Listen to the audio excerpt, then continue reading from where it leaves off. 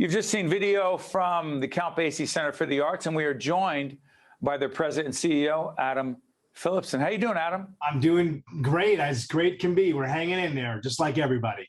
You're hanging in there. Listen, what we just saw is just a piece of what's going on down at the Count Basie Center for the Arts, an iconic institution, struggling, thriving, what?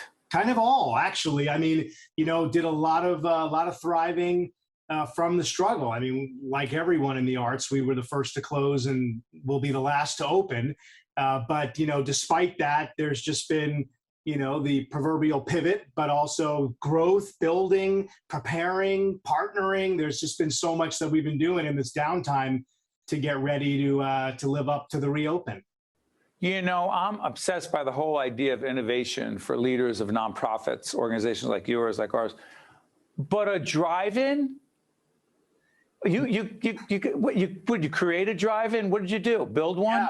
Yeah, we did. We partnered in the racetrack for actually what was the largest in the country. We didn't want to do something small. We didn't want to just like make something happen for 100 people. We figured if we're going to do something, let's go big. So that was 900 cars in a parking lot. I mean, it was a big happening. We did a bunch of those, and I mean, it was one of the beginning of the pivot that we did.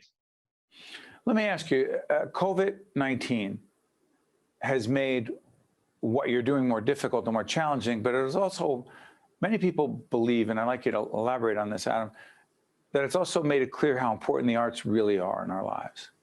Listen, I mean, 100%. I mean, first of all, there wasn't a commercial that you saw during COVID, during the quarantine era, where somebody wasn't reaching for a musical instrument, singing on a balcony, dancing with family. There was definitely, I think, a reconnection to the arts and the need to be expressing ourselves. So that's the good piece. I think the problem was this perception that by being somewhere publicly consuming the arts, it was going to be the problem. That's where it was all going to break down. And that's why I think we were the slowest to open. But we have been, I think, more committed to our mission and the need for the arts to be part of the healing as we come out of this, because we're not out of it yet. Right. Let's do this. By the way, Mom, I know you're watching. My mother, I'm never going to say her age. She made me promise. She's just taken up playing the piano. And you just proved the point by saying that. She was telling me literally 2 days ago. I said, Ma, is it a good time? She goes, it's the best time. So there it is. And we've seen that. I think because of virtual, that's one thing. It did make it easier. You didn't have to drive. I would make a pretty hefty wager that your mom is taking a class online. Am I right? If she can turn the computer on, yes. I'm sorry. I'm sorry, Ma. Don't edit that out. No. Yeah, go ahead. Why? But are you saying people are learning how to play instruments, learning how to do things online as well as in person? Absolutely. I think the virtual world has definitely shown that it's easier.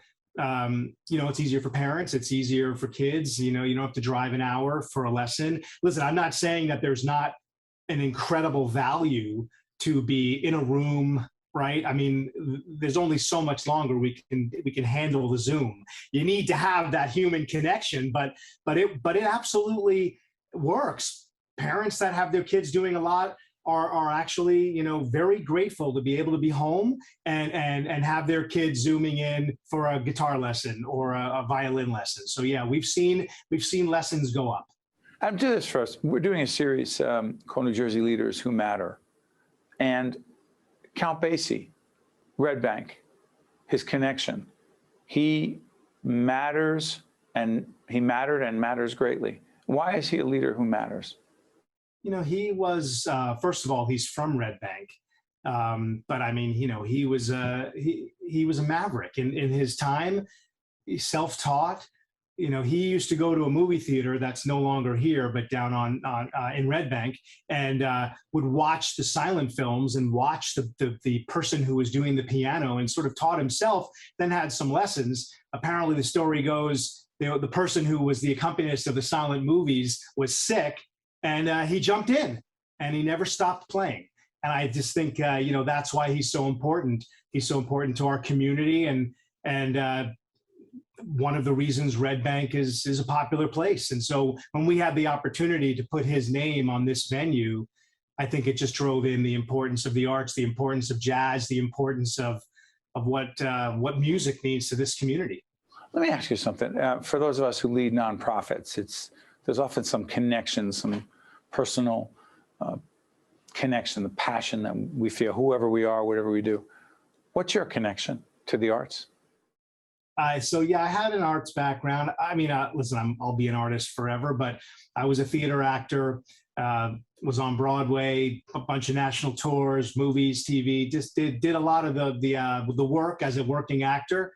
But at some point, wanted to step away from being in the front and kind of be behind. And I think what's just fantastic for me and the connection that I've been able to make is that I know what it means to be sitting with an audience of 2,000 people, and how you have to take someone from point A to point B through a story and take them on that journey. And even though I'm not on the stage, I bring that from behind the stage, and that's what we try to create here. You're taking someone on a journey from the second they see that the show is on sale to the minute they leave. You're taking them on a journey.